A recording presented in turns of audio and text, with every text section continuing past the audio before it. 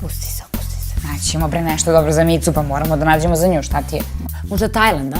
Nemoj, molim te, tamo svi idu. To ti sad postalo ko budva. Veruj mi. Realno, ajde, dovoljno je teško što se udaje. Ovo je Grčka možda, a? Ovo delo je fino. Ajde vidim. Opet nisam sigurna s tvojom karticom. Šta ako ti skinu sve pare? Jo, bože, kartica.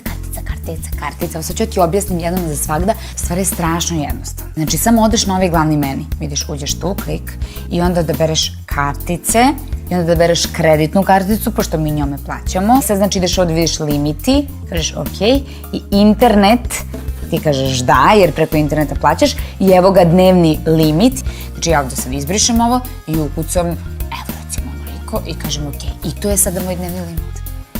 Pazi ti to. Pa ja ti pričam. A si ti sigurna da oni neće sa tebi da skinu sve pare? Poenta je kad ti postaviš limit, oni ne mogu preko tog limita ti skidaju.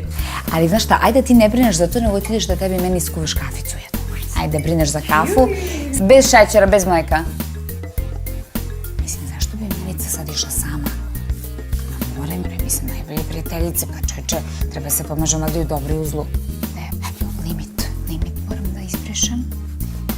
Briši.